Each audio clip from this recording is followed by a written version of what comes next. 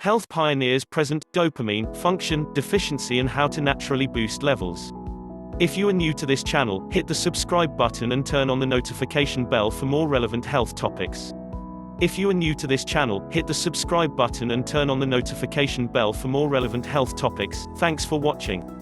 Please like and share this video for more.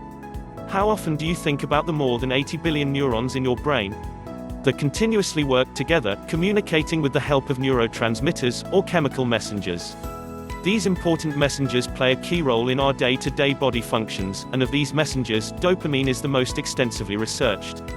Dopamine is responsible for several aspects of human behavior and brain function.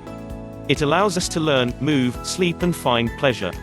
But too much or too little of the neurotransmitter is associated with some major health issues, from depression and insomnia to schizophrenia and drug abuse. So let's dive into this important brain messenger and how it impacts our health. What is dopamine? Dopamine is a neurotransmitter, or chemical messenger, and feel-good hormone that sends messages between nerve cells in the brain. It binds to receptors in the brain, making them send signals from one cell to another. This causes cellular changes that can affect your well-being in a number of ways. It plays an important role in many everyday behaviors, including how we move, feel and eat. It helps us regulate movement and supports reward regulations in the brain.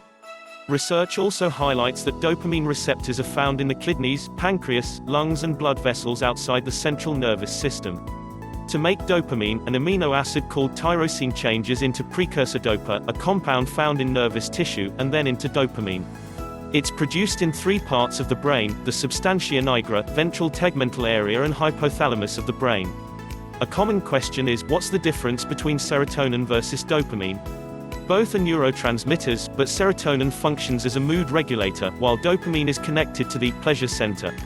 In moments of pleasure and reward, we get a rush of dopamine, and when levels are too low, we feel a lack of motivation and feelings of helplessness. The brain's reward system is strongly linked to dopamine. The neurotransmitter functions to promote feelings of enjoyment and reinforcement, which leads to motivation. Related, phenylethylamine, the little-known supplement that supports brain health. Role in mental health.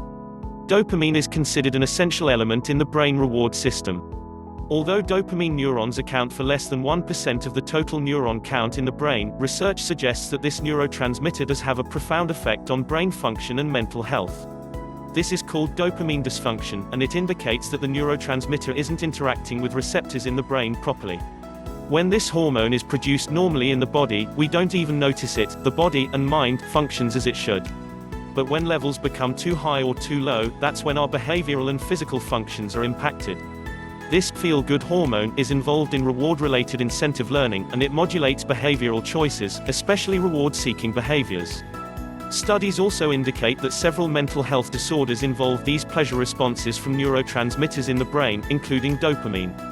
For instance, a chemical change in the brain drives addictive behaviors, causing mental health issues like eating disorders, self-injury, compulsive sex behaviors, internet gaming, addiction, gambling. There's also a clear relationship between depression and dopamine deficiency, according to animal and human studies.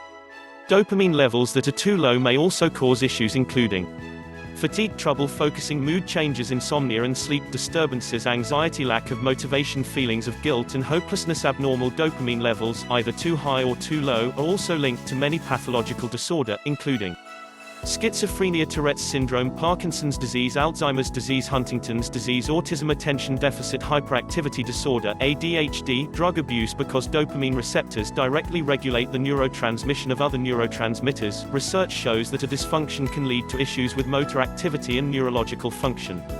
How to increase it? 1. Eat tyrosine foods. Eating tyrosine foods is especially important for people with dopamine deficiency. Tyrosine is an amino acid that serves as a precursor for dopamine, norepinephrine and epinephrine.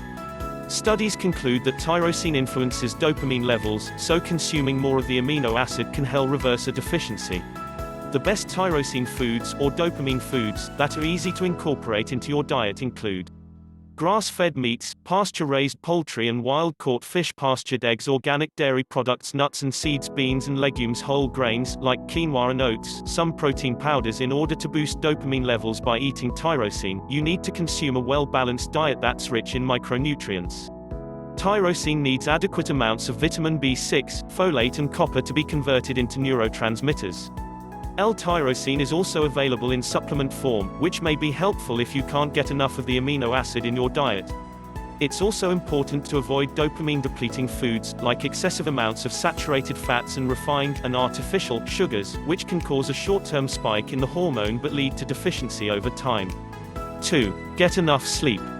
Getting enough sleep helps the brain regulate production of this hormone.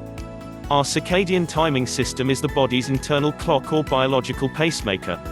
In the morning, dopamine levels rise naturally, allowing us to wake up and start the day. In the evening, levels fall so we can turn the brain down and settle in for the night. Sticking to a consistent bedtime every night and wake time every morning promotes the proper production of this neurotransmitter. Studies find that when dopamine receptors decrease in the brain due to sleep deprivation, this is associated with reduced alertness and increased sleepiness. 3. Exercise. There are 3 major neurotransmitters that are modulated by exercise: noradrenaline, serotonin and dopamine. It's the connection between physical activity and these neurotransmitters that allow exercise to positively affect brain function. Animal studies have shown that treadmill exercise counteracts motor dysfunction by increasing dopamine production in the brain. In addition to this, wheel running has been shown to have a protective effect against neurotoxicity and on dopaminergic neurons. 4. Practice mindfulness and kindness.